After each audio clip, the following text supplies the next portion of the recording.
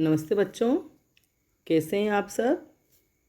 आज हम अंतरा पुस्तक में दूसरे पद्य पाठ सूरदास के पदों का अध्ययन करेंगे। सबसे पहले मैं सूरदास का परिचय पढ़ के सुना देती हूँ। सूरदास का जन्म स्थान रुणकता या रेणुका क्षेत्र, जिला आगरा, उत्तर प्रदेश माना जाता है। कुछ विद्वानों ने दिल्ली के निकट सिही ग्राम को उनका जन्म स्थान माना है। सूरदास मथुरा और वृंदावन के बीच गऊ घाट पर रहते थे। वे महाप्रभु वल्लभाचार्य के शिष्य थे और पुष्टि मार्गी संप्रदाय के अष्टछाप कवियों में उनकी सर्वाधिक प्रसिद्धि थी। अष्टछापी कवि जो सभी कृष्ण भक्त थे और महाप्रभु वल्लभाचार्य के शिष्य थे। सूरदास के बारे में कहा जाता है कि वे जन्मांध थे, परंतु उनके काव्य में प्रकृति और श्री कृष्ण की बाल लीलाओं आदि का वर्णन देखकर ऐसा प्रतीत नहीं होता कि वे जन्मांध थे, कि उनका काव्य चित्रण जो है श्री कृष्ण की बाल लीलाएं और प्रकृति के सौंदर्य का जो उन्होंने चित्रण किया है, उससे ऐसा नहीं लगता कि उन्होंने सचमुच जन्म से ही अंधे थे और उन्होंने बिल्कुल प्रकृति का अवलोकन नहीं किया या बच्चों की लीलाएं नहीं देखी। सूरदास सगुणोपासक कृष्ण भक्त कवि हैं।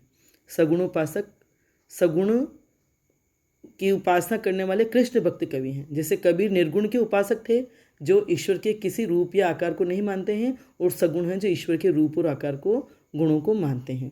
तो वे कृष्ण भक्त कवि हैं। उन्होंने कृष्ण के जन्म से लेकर मथुरा जाने तक की कथा और कृष्ण की विभिन्न लीलाओं से संबंधित अत्यंत मनोहर पदों की रचना की है। श्री कृष्ण की बाल लीलाओं का वर्णन अपनी सहजता, मनोवैज्ञानिकता और स्वाभाविकता के कारण अद्वितीय है। मतलब श्री कृष्ण ने सूरदास ने जो श्री कृष्ण की बाल लीलाओं का चित्रण किया है, उनमें इतनी सहजता है और इतना मनोवैज्ञानिक है वो चित्रण कि बाल मनोविज्ञान को वो कितना अच्छे से समझते हैं और कितने स्वाभाविकता से उन्होंने जो चित्रण किया वह अद्वितीय है, अनूठा है। वे मुख्यतः वात्सल्य और श्रृंगार रस के कवि हैं। सूर का अलंकार विधान भी उत्कृष्ट है। उसमें शब्द चित्र उपस्थित करने एवं प्रसंगों की वास्तविक अनुभूति कराने की पूर्ण क्षमता है। सूर ने मतलब है कि जब हम उनके काव्य चित्रण को पढ़ते हैं तो हमारे सामने जैसे शब्द चित्र वो शब्दों के चित्र के रूप में साकार होता है। मतलब वो तो शब्दों में चित्रण करते हैं, लेकिन हमारे सामने जैसे उनके दृश्य उपस्थित हो जाते हैं। सूर ने अपने काव्य में अन्य अनेक अलंकारों के साथ उपमा, उत्प्रेक्षा और रूपक का कुशल प्रयोग किया है। सूर की भाषा ब्रज भाषा है। साधारण बोलचाल की भाषा को परिष्कृत करके उन्होंने उसे साहित्यिक रूप प्रदान किया है। उनके काव्य में ब्रज भाषा का स्वाभाविक, सजीव और भावानुकूल प्रयोग है। मतलब बहुत ही सहज, स्वाभाविक है, सजीव और भावों के अनुकूल प्रयोग है। सूर के सभी पद गेय हैं। गेय मतलब गा सकते हैं और वे किसी न किसी राग से संबंधित हैं। उनके पदों में काव्य और संगीत का अपूर्व संगम है। इसीलिए सूर सागर को राग सागर भी कहा जाता है। सूर सारावली और साहित्य लहरी सूरदास की अन्य प्रमुख काव्य कृतियाँ हैं। पाठ्य पुस्तक में उनके 2 पद संकलित किए गए हैं। पहले पद में श्री कृष्ण की बाल लीला का वर्णन है। खेल में हार जाने पर कृष्ण अपनी हार को स्वीकार नहीं करना चाहते। यहाँ बाल मनोविज्ञान का बहुत ही सूक्ष्म चित्रण देखा जा सकता है। और दूसरे पद में गोपियाँ आपस में अपनी सखियों से कृष्ण की मुरली के प्रति जो रोष प्रकट करती है, उससे कृष्ण के प्रति उनका प्रेम ही प्रकट होता है। मुरली कृष्ण के नज़दीक ही नहीं है, वह जैसा चाहती है कृष्ण से वैसा ही करवाती है। इस तरह एक तो वह उनकी आत्मीय बन बैठी है और दूसरे वह गोपियों को कृष्ण का कोप भजन भी बनवाती है। मतलब कृष्ण की प्रिय तो है ही और दूसरे वह गोपियों पर कृष्ण का कोप करवाती है। इस पद में गोपियों का मुरली के प्रति ईर्ष्या भाव प्रकट हुआ है। ठीक है, आगे चलते हैं। अब हम दोनों ही पदों का भावार्थ कर लेते हैं। पद का वाचन करती हूँ मैं।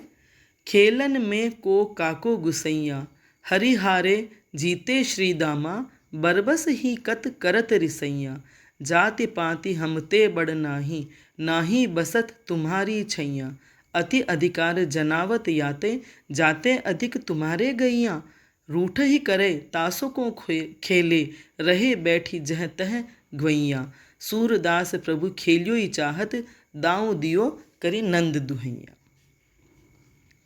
यहाँ सूरदास जी श्री कृष्ण और बाल गोपाल जो सब सखा हैं वो किस तरह से क्रीड़ा कर रहे हैं, खेल रहे हैं अपने साथ में, उस समय का बहुत ही सुंदर और मनोवैज्ञानिक चित्रण किया है कि किस तरह से बच्चे खेलते हैं, झगड़ा भी करते हैं, जिद भी करते हैं, रूठते हैं, मनाते हैं, हारते हैं, जीतते हैं, और किस प्रकार वो अपनी भावनाएं व्यक्त करते हैं। उनका बहुत ही सुंदर चित्रण इस पद्यांश में हुआ है। इसमें यह बताया कि कृष्ण खेल में हार जाते हैं और हारने पर वो कैसे क्रोधित होते हैं और किस तरह से दूसरे बच्चों की प्रतिक्रियाएं होती हैं। खेलन में को काको गुस्सैया, सारे मित्र बाल सखा सब खेल रहे हैं साथ में, और ऐसे में हुआ ये है कि कृष्ण हार गए हैं और वो नाराज़ हो रहे हैं, ज़बरदस्ती गुस्सा कर रहे हैं।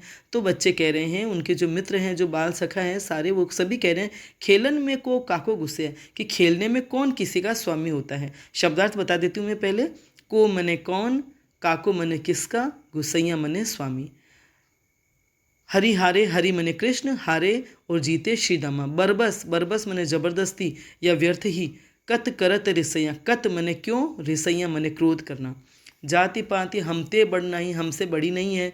ना ही बसत तुम्हारी छैया, छैया मने तुम्हारी छाया में नहीं रहते। शरण अति अधिकार जनावत, अति मने अत्यंत, जनावत मने जताना। याते इस वजह से, जाते अधिक तुम्हारे गैया, क्या तुम्हारे अधिक गैया है। रूठा ही करे तासों, तासों मने उनसे कौन खेले।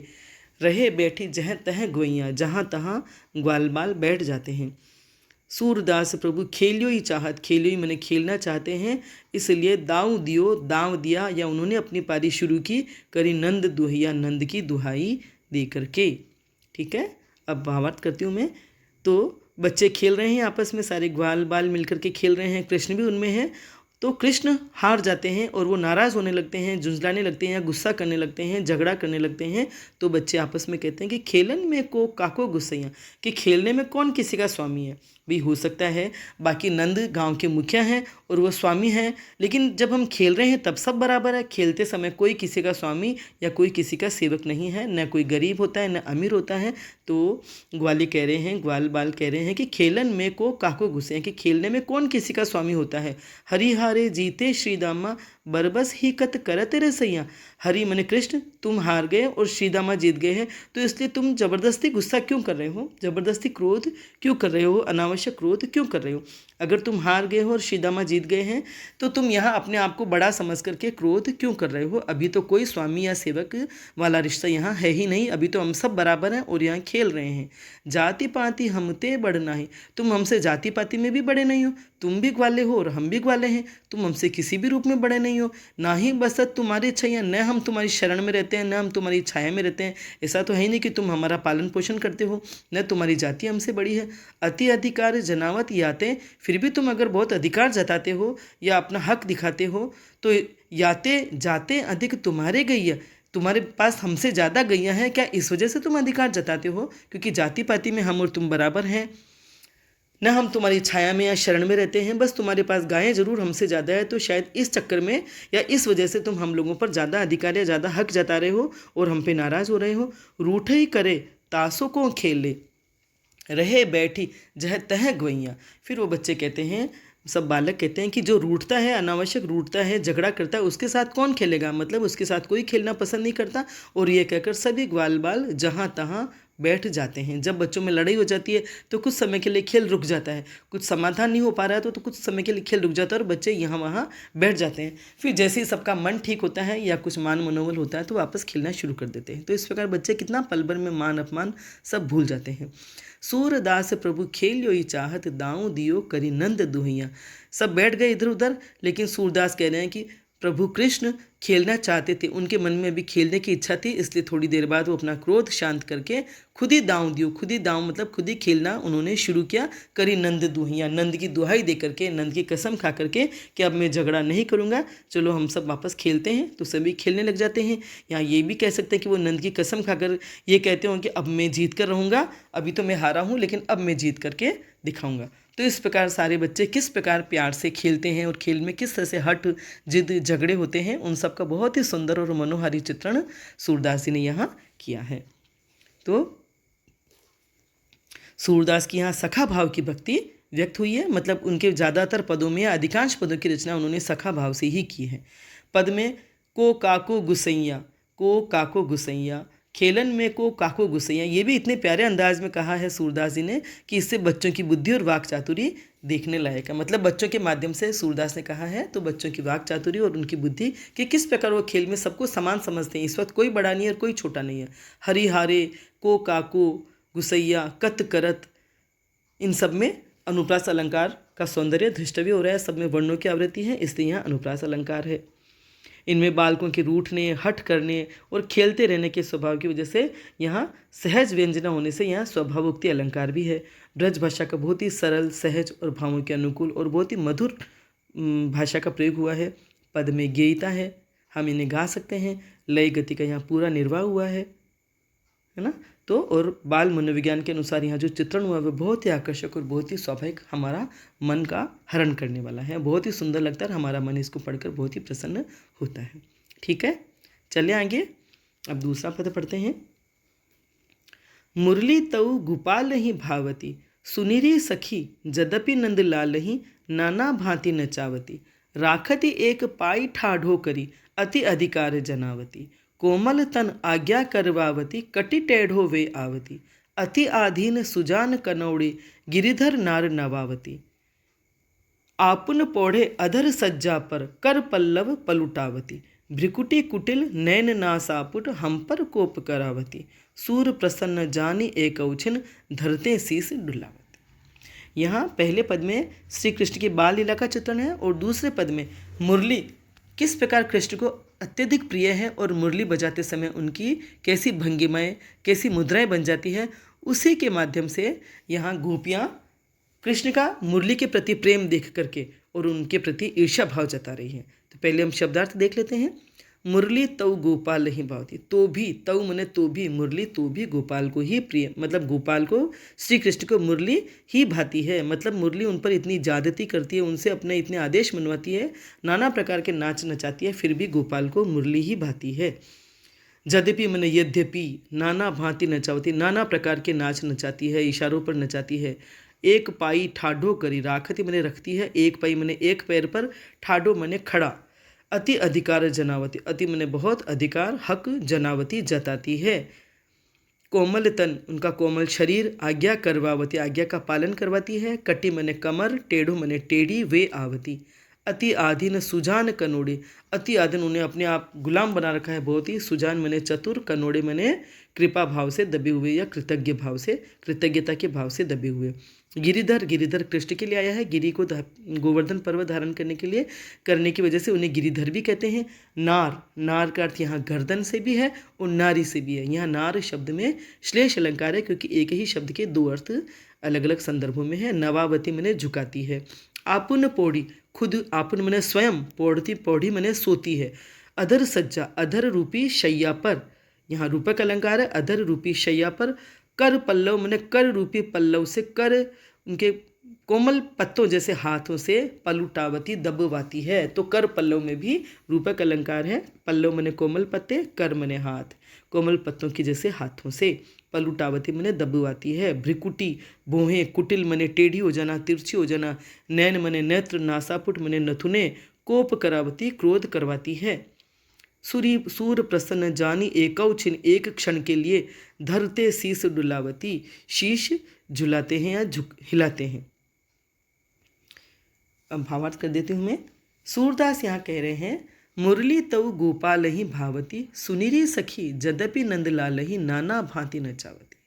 यहाँ श्री कृष्ण का मुरली पर अत्यधिक प्रेम देख करके सारी जो सखियाँ हैं, गोपियाँ हैं, वो बड़ी ही ईर्ष्या भाव महसूस करती हैं और वो कह रही हैं कि हे सखी, आपस में बातें करके, सुनरी सखी, हे सखी सुनो, मुरली कृष्ण पर इतना अधिकार जताती है, इतना नचाती है अपने इशारों पर, अपनी उंगली पर, लेकिन फिर भी कृष्ण को वही भाती है। कृष्ण को हमसे ज़्यादा मुरली ही प्रिय है। भावती मने उनके मन को भाती है। सुनरी सखी यद्यपि नंदलाल, यद्यपि नंदलाल को यह मुरली नाना भांति से नाच नचाती है, नाना तरीक़ों से उनको नाच नचाती है, अपनी उंगलियों पर, अपने इशारों पर नचाती है, लेकिन ये मुरली तो कृष्ण को फिर भी मुरली ही भाती है। राखती एक पाई ठाडो करी, उनको एक पैर पर खड़ा करती है। ये मुरली उनको एक पैर पर खड़ा कर देती है। अति अधिकार और बहुत ही अधिकार जताती है, बहुत ही हक जताती है, बहुत ही हक करती है, उनको एक पैर पर खड़ा करती है। कोमल तन आज्ञा करवावती, उनके कोमल शरीर से अपनी आज्ञाओं का पालन करवाती है। कटी टेढ़ो वे आवती, उनकी कमर तक टेढ़ी हो जाती है उस मुरली के चक्कर में, या मुरली की वजह से, मुरली बजाने की वजह से उनकी कमर तक टेढ़ी हो जाती है और वो उनके कोमल शरीर से आज्ञा का पालन करवाती है।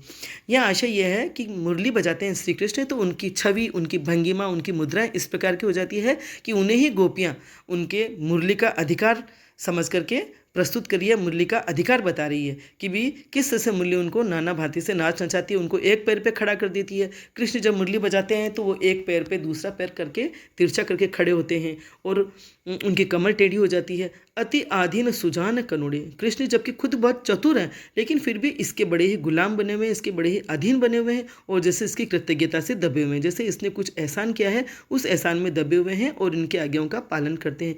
गिरिधर नार नवावती, कृष्ण जो पर्वत को धारण करने वाले हैं, जो इतने शक्तिमान हैं, उनकी गर्दन तक ये मुरली झुका देती है, क्योंकि कृष्ण मुरली बजाते समय उनकी गर्दन टेढ़ी हो जाती है और झुक जाती है, थोड़ी तिरछी होकर के झुक जाती है, तो वो कह रही है उनकी गर्दन तक वो झुका देती है, गिरिधर की गर्दन तक वो झुका देती है। या ये भी हो सकता है अर्थ, नार का अर्थ नारी से, कि वह नारी होकर के भी गिरिधर को भी अपने सामने झुका देती है, उनकी गर्दन भी झुका देती है और स्वयं नारी होकर के भी कृष्ण को हमारे अपने सामने झुका देती है। आपुन पोड़ी अधर सज्जा पर, खुद तो अधर रूपी शैया पर पोढ़ी रहती है, सोती है, मतलब कृष्ण मुरली को अपने होठों पर रखते हैं तो जैसे वो उनके अधर रूपी शैया पर, अधर रूपी पलंग पर, बिस्तर पर सो जाती है। कर पल्लव पलुटावती, और उनके कोमल कोमल हाथों से फिर अपने अपना शरीर भी दबवा देती है, अपने पैरों को भी दबवा देती है। पलुटावती मैंने दबवाती है। भ्रुकुटी कुटिल, और फिर ये सब करते हुए कृष्ण की भौहें टेढ़ी हो जाती है, नेत्र तिरछे हो जाते हैं। भ्रिकुटी कुटिल, भौहें टेढ़ी हो जाती है। कुटिल, नैन नेत्र भी कुटिल या तिरछे हो जाते हैं और नासापुट मैंने उनके नथुने भी फूल जाते हैं और इस प्रकार वो हम पर कोप करावती है, उन पर तो शासन करती है और कृष्ण को हम पर गुस्सा दिलवाती है, हम पर क्रोध करवाती है। सूर प्रसन्न जानी एकौछिन, और जब कृष्ण मुरली बजाते समय बहुत प्रसन्न हो जाते हैं तो सूरदास कहते हैं कि पल भर के लिए भी अगर कृष्ण प्रसन्न होते हैं तो धरते शीश डुलावती, तो वो अपना शीश झुकाने लगते हैं, शीश हिलाने लगते हैं, प्रसन्नता में वो झूमने लगते हैं और इस प्रकार बांसुरी बजाते हैं। तो बांसुरी बजाते समय जो मुद्राएं, जो भंगिमाएं, जो छवियाँ उनकी बनती है, उन्हीं को लेकर के गोपियों ने अपना ईर्षा भाव व्यक्त किया है कि कृष्ण को वो इतना नाचना चाहती है फिर भी कृष्ण मुरली को चाहते हैं और हम पर वो क्रोध करते हैं। तो इस प्रकार इस दूसरे पद में मुरली को गोपियों की सौत या नायिका के रूप में चित्रित किया गया, मतलब मुरली को नायिका के रूप में चित्रित किया गया है। तो यहाँ पर श्रृंगार रस का चित्रण है, ठीक है। और वह अधर शैया पर लेटी रहती है, पैर दबवाती है। मुरली खुद तो कुछ नहीं करती लेकिन वो सब ये काम करवाती है, इसलिए यहाँ मानविकरण अलंकार भी है कि मुरली निर्जीव होते हुए भी एक सजीव प्राणी की तरह, मानवी की तरह उनकी शैया पर लेटी रहती है और पैर दबवाती है, अपने इशारों पर नचवाती है। तो इस पूरे प्रसंग में आप मानविकरण अलंकार भी देख सकते हैं, बहुत ही सुंदर चित्रण किया है। और अधर पर शैया का और हाथों पर पल्लव का आरोप होने से, मतलब अधर रूपी शैया और कर रूपी पल्लव, तो यहाँ रूपक अलंकार का भी सौंदर्य दृष्टव्य है। और नार शब्द, गिरिधर नार नवावती, तो यहाँ नार जो शब्द है उसमें श्लेष अलंकार है। नार का अर्थ एक है गर्दन से, कि वह गिरिधर की, मतलब गिरिधर होते हुए भी कृष्ण की वो गर्दन झुका देती है, या नारी होकर के भी वो गिरिधर को अपने सामने झुका देती है। तो इस प्रकार श्रृंगार रस का बहुत ही सुंदर चित्रण हुआ है और ऐसा सुंदर चित्रण है कि हमारे सामने चित्र उपस्थित हो जाता है, पहले पद में भी और दूसरे पद में भी हमारे सामने चित्र उपस्थित हो जाता है। तो बिंब विधान के कारण यह पद बहुत ही आकर्षक और प्रभावशाली बन पड़ा है। आगे समझ में आपको दोनों पदों को, कबीरदास को भी हमने जो पढ़ा है, सूरदास, इन सब पदों के भावार्थ को बहुत ही अच्छे से हृदयंगम करेंगे, आप बहुत अच्छे से समझेंगे, शब्दार्थ भी और भावार्थ भी, तो आपको इनके प्रश्नों को हल करने में किसी भी तरह की दिक्कत नहीं आएगी। ठीक है, आज बस इतना ही। धन्यवाद।